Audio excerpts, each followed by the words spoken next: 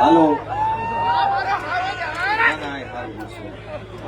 આજે આ ખેડૂત મહાપંચાયતમાં દૂર દૂરથી પધારેલા સૌ ખેડૂતો, આગેવાનો, યુવા દોસ્તો, આમ આદમી પાર્ટીના સૌ મહેનતુ કાર્યકર્તાઓ બધાયનું હું હૃદયપૂર્વક ખૂબ ખૂબ સ્વાગત કરું છું.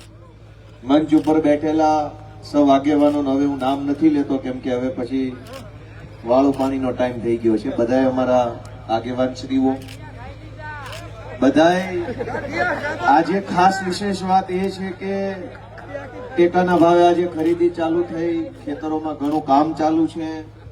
એ સિવાય પણ ઘણી બધી મુશ્કેલીઓ હોવા છતાંય બપોરના 3 વાગ્યાથી લઈ અને અત્યારે આ 7 વાગવા આવ્યા છતાંય તમે આટલી ધીરજ રાખીને બેઠા છો, એ બદલ હું બધાનો હૃદયપૂર્વક આભાર વ્યક્ત કરું. મિત્રો, ગુજરાતમાં વિસાવદર વિધાનસભાના ખેડૂતોએ જ્યારથી ક્રાંતિ કરી છે ત્યારથી આખા રાજ્યના લોકોની અંદર એક નવા પ્રકારનો આત્મવિશ્વાસ પેદા થયો છે. વર્ષોથી ભાજપની સરકારે એવું કરેલું કે કોઈ માણસને બોલવા દેવાનો નહીં, ગામમાંય નહીં, સીમમાંય નહીં, સોશિયલ મીડિયામાંય નહીં, મીડિયામાંય નહીં, સરકારી ઓફિસમાંય નહીં, ક્યાંય નહીં. સેજે મોઢું ખોલો, સેજે બોલો, સેજ પ્રશ્ન પૂછો તો કાં ભાજપના ગુંડાઓ અને કાં પોલીસ આવી અને તમને દબાવવાની શરૂઆત કરે. અને 30-30 વર્ષ સુધી આવી રીતે દાબ દબાણ અને દંડાની સરકાર ભાજપે ચલાવી.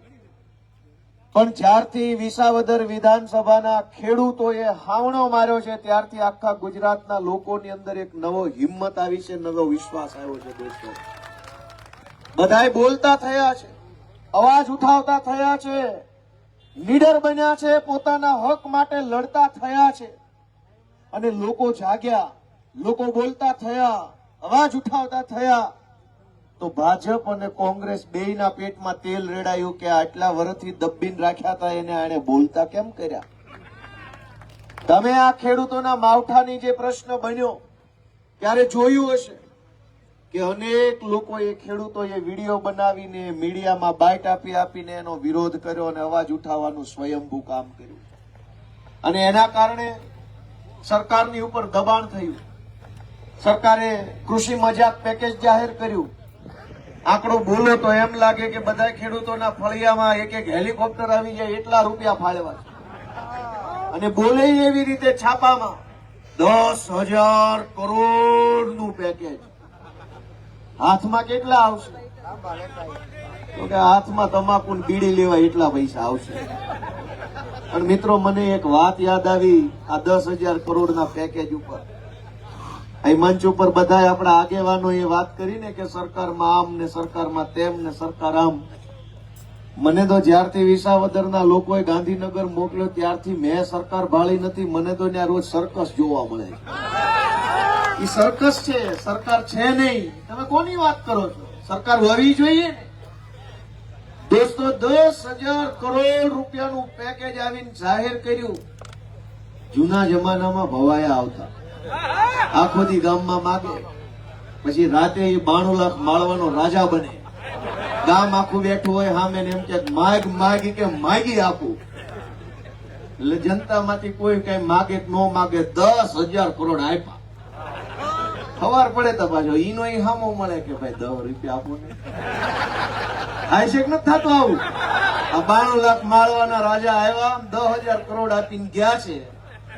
હાથમાં કાણી કોડી આવશે નહીં, પણ બધાય ખેડૂતોને લૂંટી લે. ખાતરમાં, દવામાં, બિયારણમાં, પાણીમાં, ટોલ ટેક્સમાં, આ ટેક્સમાં, તે ટેક્સમાં. દોસ્તો, સરકાર એક દૂધણી ભેંસ છે. પણ કમનસીબી ગુજરાતના ખેડૂતોની એવી છે કે મોઢું આપણા ભાગમાં આવ્યું અને પછવાડું કંપનીના ભાગમાં આવ્યું. તમારે નકરો ખાણ દીધા કરવાનું, કુળા નાખ્યા કરવાના, નીર નાખ્યા કરવાની. સરકાર ધરાય એટલે આંખ પરથી કંપની કાઢી લે. સાચું હોય આ પાડે, ખોટું હોય આ પાડે. તમે જેટલી મહેનત મજૂરી કરો બધું જ સરકાર તમારી પાસેથી લઈ જાય. અને પછવાડું ભાજપના ગુંડાઓના હાથમાં, કંપનીના હાથમાં, ઉદ્યોગપતિના હાથમાં, બુટલેગરોના હાથમાં વાહેલો ભાગ આવ્યો, આપણા ભાગમાં આગલો ભાગ આવ્યો. ગમે એટલી મહેનત કરો વધે નહીં કાંઈ, સરકાર ખાઈ જાય ને ઓલી બાજુથી કાઢીને દોડી લે છે. દોસ્તો, આ પરિસ્થિતિની અંદર ગુજરાતના ગામડાનો છેવાડાનો માણસ દુખી છે. અને દુઃખ એક વિષયનું હોત તો એનું નિરાકરણ ધીમે ધીમે આવી ગયું હોત. અહીંયા તો હોય એટલી વાતનું દુઃખ છે. આ 10,000 કરોડનું કૃષિ રાહત પેકેજ જે આપ્યું છે એની અંદરથી તો ખેડૂતને જેટલું નુકસાન ગયું એનું કઈ થાય એમ નથી. હેમંતભાઈ અને સામંતભાઈ બધાએ કીધું કે આનાથી 1 વર્ષનો ભૂકો આવે. આ અનેક ખેડૂતોના દીકરા દીકરીઓ અમદાવાદમાં, રાજકોટમાં, વડોદરામાં ભણે છે. એની ફી ભરવાના પૈસા ક્યાં? આ રાહત પેકેજ થી ફી ભરાઈ જાય.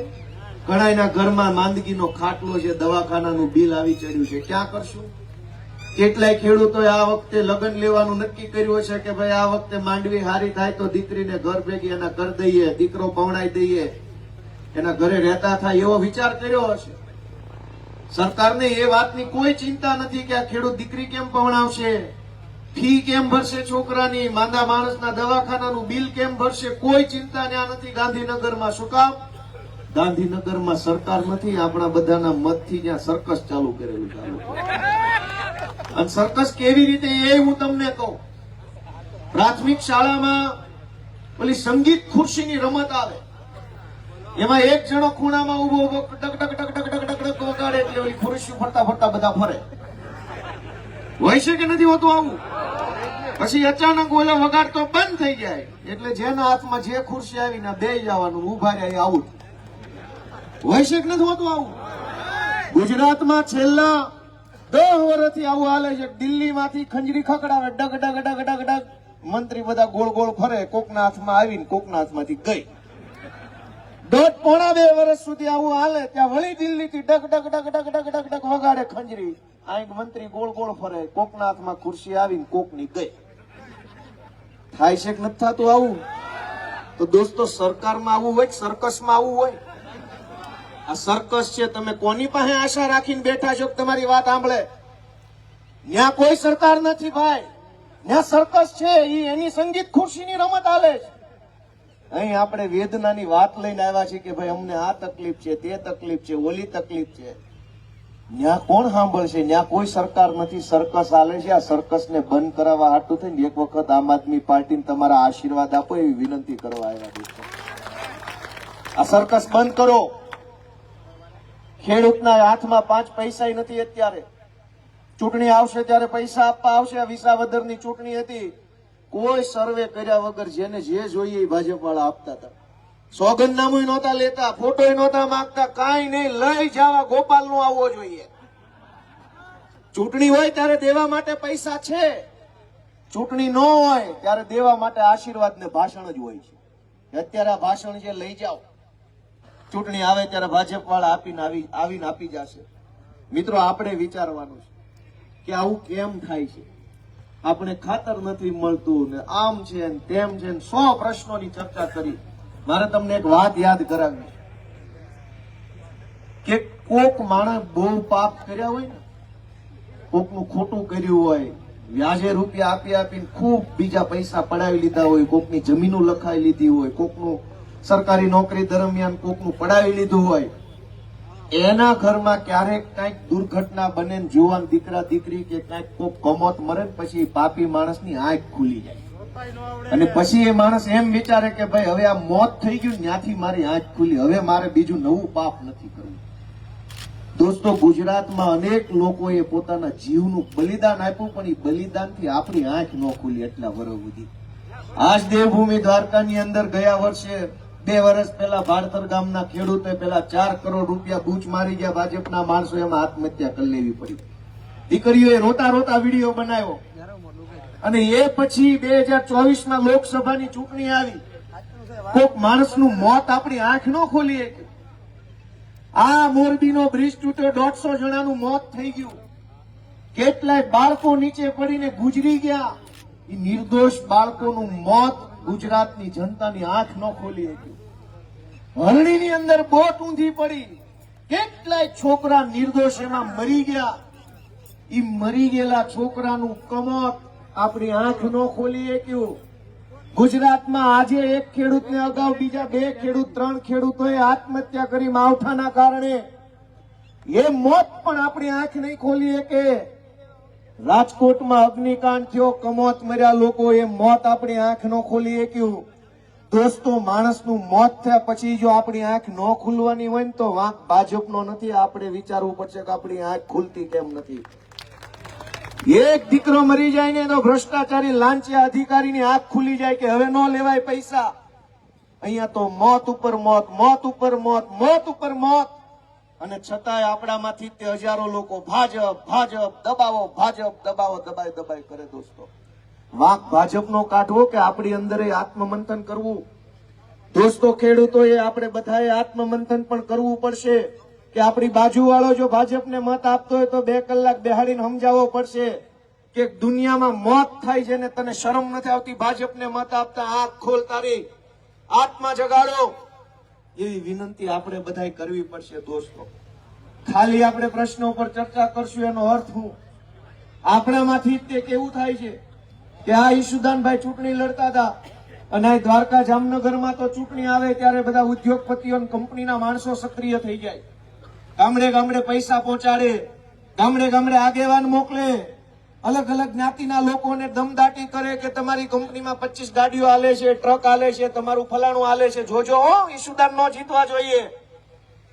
દોસ્તો, આપણે આવી બધી વાતોમાં આવી જઈએ છીએ અને ભાજપ વાળાને ખબર છે કે ભલે કિસાન મહાપંચાયત કરતા ચૂંટણી ટાણે કંપનીને કહી દેશું ને આના આજ બધા મત આપી જાય આપણને. દોસ્તો, આપણે આપણી આંખ ખોલવી પડશે, આપણો આત્મા જગાડવો પડશે. અને આપણો આત્મા નહીં જાગે તો દુનિયામાં ભગવાન આપણું સારું નહીં કરી શકે. જો આપણે આપણું સારું નહીં કરવા માંગીએ તો, આપણે પોતે જ આપણું સારું કરવા નહીં માંગીએ તો કોણ આપણું સારું કરી દેવાનું છે? ચૂંટણીઓની અંદર અમારી નાતનો ઉભો છે, આ અમારા કુટુંબ વાળો ઉભો છે, ઓલી નાત તો નહીં જ, એને તો મત નથી જ દેવાના. મિત્રો, આવું થાય છે કે નથી થતું? સાચું કહેજો, આ કે ના કહો. મહાભારતના કુરુક્ષેત્રના મેદાનની અંદર અર્જુન છે ને એના હગાની સામે જ ઉભો હતો. એથી અર્જુને એમ વિચાર્યું હોત કે આ દ્રોણ મારા કાકા છે, આની સામે થોડું કઈ ડખો કરાય તો ક્યાં મહાભારત થવાનું હતું, તો દુશાસનનું શાસન ટકી ગયું હોત. પણ હગો કાકો હોય પણ દુશાસન હોય ને તો કૃષ્ણ એમ કે છે તીર મારી દેવું જોઈએ એક વખત વિચાર્યા વગર. અને આપણે તાલુકા જિલ્લા પંચાયતની ચૂંટણીમાં ભાજપમાંથી આપણી જ્ઞાતિનો ઉભો હોય તો ઘપ ઘપ ઘપ બટન દબાઈ દઈએ છે ભલે ભાજપ વાળો મારો હગો છે.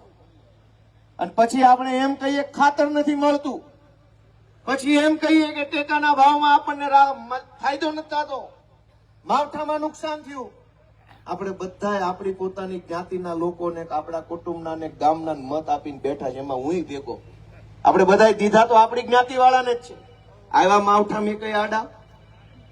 ગમે એમ કરો દોસ્તો, આપણે આપણો આત્મા જગાડવો પડશે. હું તમારા છોકરા તરીકે તમને વિનંતી કરી રહ્યો છું કે દોસ્તો, આપણે આપણો આત્મા જગાડવો પડશે. ચૂંટણી ટાણે આપણે કેમ ભોળવાઈ જઈએ છીએ, કેમ છેતરાઈ જઈએ છીએ, વિસાવદર વિધાનસભાના ખેડૂતો પાસેથી આપણે અનુભવ લેવો પડશે કે આખા વિસાવદરના ખેડૂતોએ મોરચો સંભાળી લીધો કે આ ગોપાલને હારવા નથી દેવાનો, ભાજપનો બાપ આવે તો પાડી દેવાનો છે. કેવડી લોભ, લાલચ, દાબ દબાણ, ધાક ધમકી બધું જ લાગી ગયું. પણ ખેડૂતોએ નક્કી કર્યું ને કે ભાઈ નહીં, ભાજપ એટલે નહીં, અને ગોપાલને જીતાડવો છે તો જો 17,500 મતથી દોસ્તો એને મને તક અપાવી. ખેડૂતમાં તાકાત છે. પણ ચૂંટણી સમયે આપણી જ્ઞાતિનો આગેવાન, આપણી જ્ઞાતિના પ્રમુખ આવીને આપણને છેતરી જાય તો કકળાટ કોના મોઢે કરવાનો? ભાજપના મોઢે, આપના મોઢે કે આગેવાનના મોઢે? કાન લઈને જવું ક્યાં? મિત્રો, આપણે આપણો આત્મા જગાડવો પડશે. આપણે ખાલી એક પ્રશ્નથી નથી ઘેરાયેલા. ભાજપની સરકાર ખેડૂતોને જોઈ નથી શકતી. એ એમ ઈચ્છે છે કે આ ખેડૂત એ પોતાની બાપ દાદાની જમીનમાં ખેતી કરીને વટથી છાતી કાઢીને જીવે છે, એ નહીં હાલે. એને તો બધા માણસોની મૂંડી નમી ગઈ હોય ને કમરથી વાંકા ઉભા રહે ભાજપની સામે ને ઈ ભાજપને જોઈએ છે. ખેડૂત કોઈ ઝૂકે નહીં, કેમ કે બાપ દાદાની જમીન છે ને હાથની મહેનત કરીને ખાવું છે. કોઈનું હુકામ સહન કરે? ભાજપ એમ ઈચ્છે છે કે ખેડૂત છે ને એ બરબાદ થઈ જવા જોઈએ, ગામડા મૂકી મૂકીને ભાગીને શહેરોમાં વહી જવા જોઈએ, ત્યાં મજૂરી કરે, કોકને ત્યાં પાર્કે દેખાણે તો કઈક આપણે કહીએ એમ કરશે. આ બાપ દાદાની જમીનમાં રહે ને ત્યાં સુધી આપણું માનશે નહીં. અને એટલે તમે જુઓ કે ડુંગરમાંથી માલધારી ખાલી કરાવવાની વાત કરી ઈસુદાનભાઈ અને બધા આગેવાનોએ.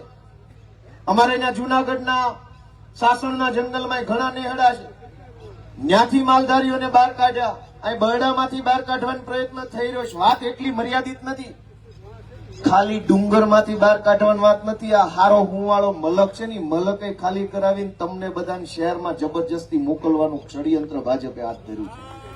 કે અહીં કોઈ હોવો જ ન જોઈએ. આ કિંમતી જમીન, આ ડુંગરા, આ જંગલ, આ નદીઓ, આ કોતરું, આ બધું કંપનીઓને આપી દો. તમે જાઓ શહેરોમાં મજૂરીઓ કરો કોઈ કંપની વાળાને ત્યાં.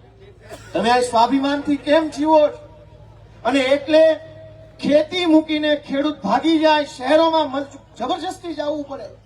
તમે જો ઇલેક્ટ્રિકના થાંભલાની લાઈનો આવે, પ્રકાશભાઈ વાત કરી, મન ભાવે ત્યાંથી લાઈનો નીકળે છે, મન ભાવે ત્યાંથી. અને લાઈન પોલીસ માંથી આવે, પોલીસ વાળા તે આપણા છોકરા હોય છે ને એની પાસે ભાજપ વાળા આપણને ધોકા મરાવડાવે છે. કોન્સ્ટેબલો કઈ કોઈ કઈ ઉદ્યોગપતિ છોકરા નથી બનતા, આપણા છોકરા કોન્સ્ટેબલ બને છે.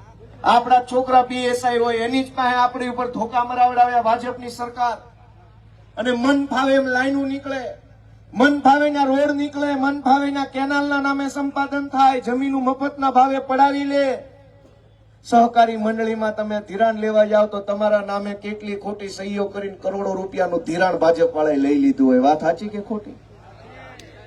દોસ્તો, એક મુદ્દાની સમસ્યા નથી. સંપાદનના નામે જમીન પડાવી લેવી, લાઇટના થાંભલાના નામે માર મારવો, સહકારી મંડળીમાં ધિરાણ લેવા જાવ તો ધિરાણના નામે બોગસ સહીઓ કરીને અનેક ખેડૂતોના નામે ખોટી લોનો લઈ લીધી છે. આ પ્રશ્ન છે.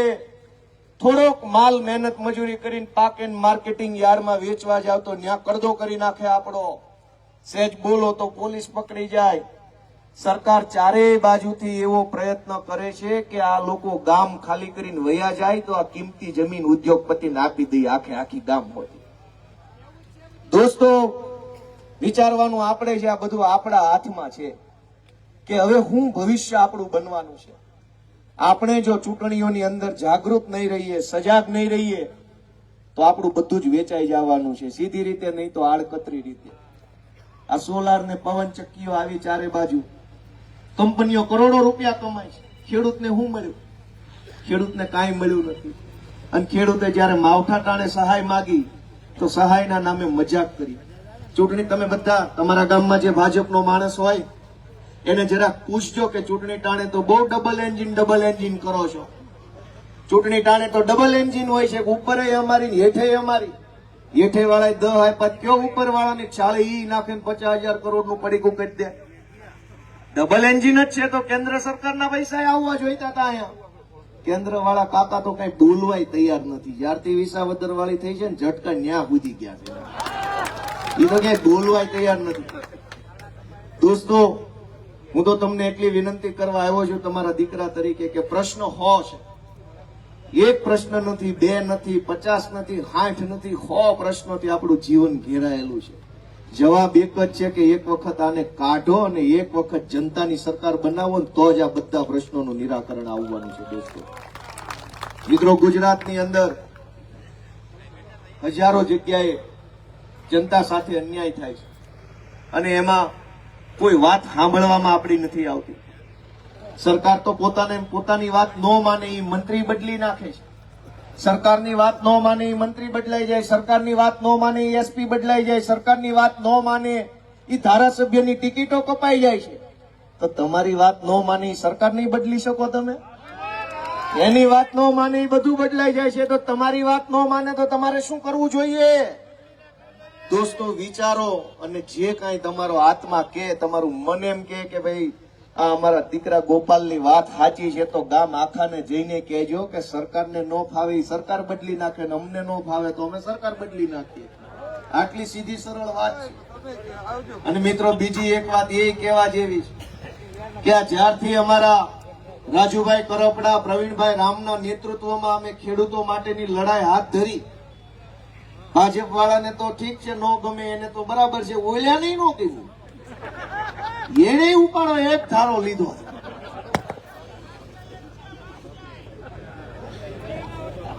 જ્યારથી ખેડૂતોની લડાઈ આમ આદમી પાર્ટીએ હાથ ધરી, ભાજપ વાળા કરતા કોંગ્રેસ વાળાએ ઉપાડો મોટો લીધો છે.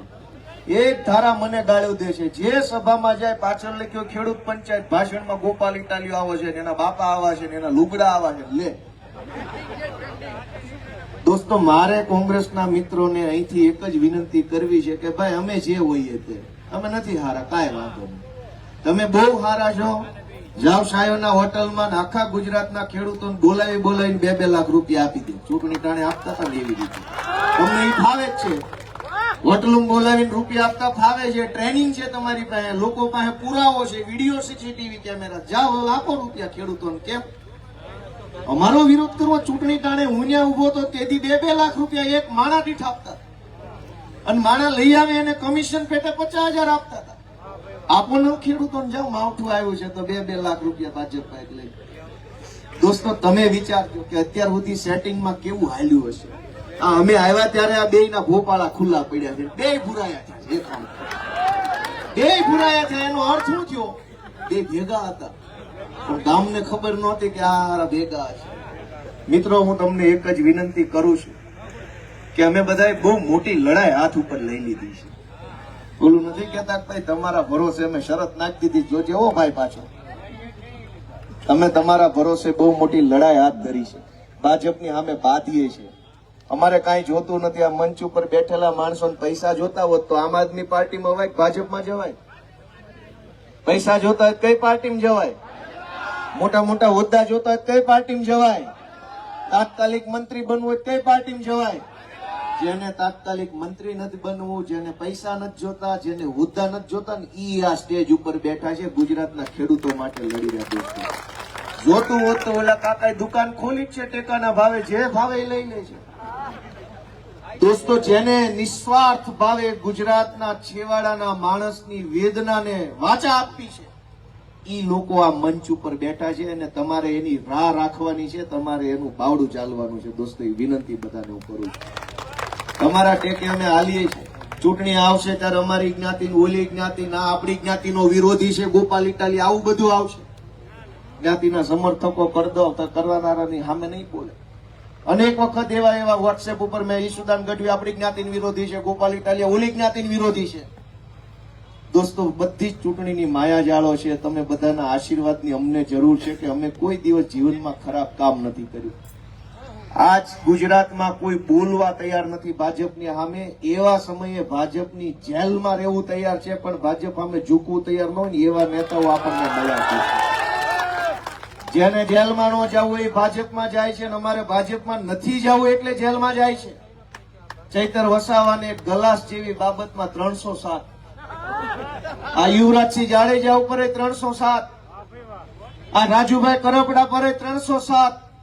કાંઈ વાંધો નહીં, અમે 307 પાર્ટી, પણ જે દિવસે ગુજરાતના ખેડૂતો અમને આશીર્વાદ આપે ને તેથી 420 માંથી ભાજપ જેલમાં પૂર દેવાની છે.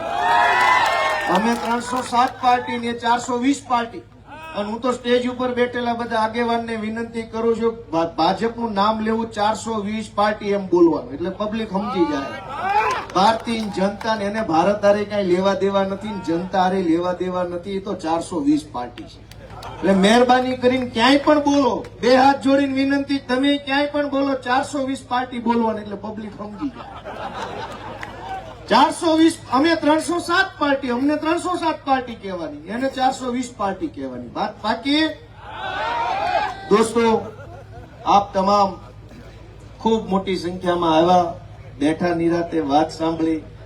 અમે અમારી ખેડૂતો પ્રત્યેની લાગણી, હમદર્દી જે કાંઈ હોય એ રજૂ કરી એ બદલ, અને તમે સાંભળી એ બદલ હું બધાનો આભાર વ્યક્ત કરું છું. આમ આદમી પાર્ટીને તમારા આશીર્વાદ આપજો. અને છેલ્લે એક વાત કે આમ આદમી પાર્ટીએ ખેડૂતો માટે મહત્વની 10 માંગણીઓ મૂકી છે.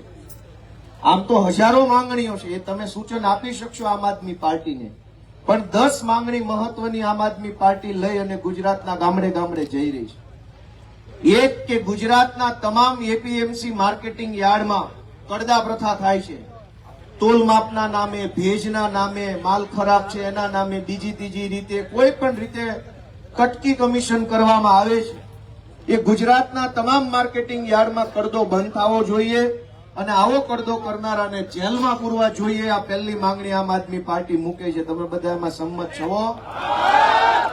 બીજી માંગણી કે અનેક માર્કેટિંગ યાર્ડમાં જ્યારે તમે માલ વેચવા જાઓ અથવા ટેકામાં માલ વેચવા જાઓ ત્યારે માલ લીધા પછી એમ કહેવામાં આવે કે હવે અમારું ગોડાઉન હામે પહેલાની જગ્યાએ છે ન્યા ખાલી કરી આવો. કહે છે કે નથી કહેતા? ગુજરાતના તમામ યાર્ડમાં ખેડૂત માલ વેચવા આવે તો એને ગોડાઉન કે ફેક્ટરી સુધી પહોંચાડવાની ફરજ પાડવી જોઈએ નહીં. માલ જ્યાં વેચો છે ત્યાં જ ખાલી કરવાનો છે, પછી ત્યાંથી ઉઠાવીને વેપારીને જ્યાં લઈ જાવ ત્યાં લઈ જાય. આ બીજી માંગણી આમ આદમી પાર્ટીએ રજૂ કરી છે. દોસ્તો, આમ આદમી પાર્ટીએ પંજાબની સરકાર હતી ત્યાં અત્યારે જે છે ત્યાં ખેડૂતોને જ નહીં માત્ર ભાગ્યાઓને પણ સહાય ચૂકવવાનું કામ કર્યું. દેશની પહેલી એવી સરકાર છે જેને ભાગ્યાની ચિંતા કરી છે. દોસ્તો, આજ દિવસ સુધી દેશની કોઈ સરકારોએ ભાગ્યાની ચિંતા નથી કરી. ભાગે કે ખર્ચા ભાગે કે પાણી ભાગે એવી રીતે આપણે અલગ અલગ પ્રથા છે જિલ્લાવાઇઝ. આમ આદમી પાર્ટીએ ગુજરાતમાં પણ માંગણી મૂકી છે કે ખેડૂતોને સહાય આપો, ભાગવું રાખ્યું હોય એને સહાય આપો, મજૂરી કામે રાખ્યું હોય એને સહાય આપો. એવી ત્રીજી માંગણી આમ આદમી પાર્ટીએ મૂકી છે. મિત્રો, ત્યારબાદ ડેરીઓની અંદર ખૂબ ભ્રષ્ટાચાર થાય છે. તમામ ડેરીમાં અલગ અલગ ડેરીમાં અલગ અલગ પ્રકારે ભ્રષ્ટાચાર થાય છે. તમામ ડેરીઓની અંદર ડેરી જે નફો કરે એ નફો છેલ્લામાં છેલ્લા દૂધ ઉત્પાદક પશુપાલક સુધી પહોંચાડવા માટે અને પારદર્શક વહીવટ કરવા માટે થઈ અને સરકાર એક સિસ્ટમ બનાવે એવી માંગણી આમ આદમી પાર્ટીએ મૂકી છે. પંજાબમાં જેમ ખેડૂતોને 12 કલાક દિવસે મફત વીજળી આપવામાં આવે છે, એવી રીતે ગુજરાતમાં પણ દિવસે મફત 12 કલાક વીજળી આપવામાં આવે એવી માંગણી આમ આદમી પાર્ટીએ 5મા નંબરે મૂકી છે. અલગ અલગ ખેડૂત આંદોલનો જે થયા બોટાદમાં, સાબરકાંઠામાં, સાણંદમાં, કચ્છમાં, ત્યાં થરાદ વાવની અંદર ભારતમાલા પ્રોજેક્ટમાં અલગ અલગ ખેડૂત આંદોલનોમાં પોલીસનો ઉપયોગ કરી જે ખોટી એફઆઈઆર કરવામાં આવી છે એ તમામ એફઆઈઆરો રદ કરવામાં આવે અને નિર્દોષ ખેડૂતોને છોડી દેવામાં આવે એવી એક માંગણી આમ આદમી પાર્ટીએ મૂકી છે. દોસ્તો, ટેકાના ભાવે 10% કે 20% માલ જ ખરીદવામાં આવે છે. સોયાબીન હોય કે ચણા હોય કે અડદ હોય કે મગફળી હોય કે કપાસ હોય, 10%, 20%, 30% માલ જ ટેકાના ભાવે ખરીદવામાં આવે છે. આમ આદમી પાર્ટી માંગણી કરે છે કે 100% માલ ટેકાના ભાવે સરકારે ખરીદી લેવો જોઈએ. જેટલું ઉત્પાદન થયું એ બધું જ લઈ લેવું જોઈએ. ત્યારબાદ ખાતર સમયસર અને જોઈએ એટલું મળી રહે એવી માંગણી પણ આમ આદમી પાર્ટીએ મૂકી છે. 9મા નંબરે શેરડીનું ઉત્પાદન કરતા ખેડૂતોની માંગણી કે સુગર મિલો પાસેથી એમને કરોડો રૂપિયા લેવાના બાકી છે. સુગર મિલોમાંથી પૈસા લેવાના બાકી હોય એ શેરડી પકવતા ખેડૂતોને મળે એની માંગણી આમ આદમી પાર્ટીએ મૂકી છે. અને સીસીઆઈ દ્વારા 1 ડિસેમ્બરથી કપાસની ખરીદી વહેલી ચાલુ કરવામાં આવે એવી માંગણી આમ આદમી પાર્ટીએ મૂકી છે. તમે બધા એમાં સંમત હોય તો જરાક હા પાડો કે આ વાત વ્યાજબી છે. આપ સૌનો હૃદયપૂર્વક ખૂબ ખૂબ આભાર. ભારત માતા કી જય. જય જય ગરવી ગુજરાત. જય કિસાન.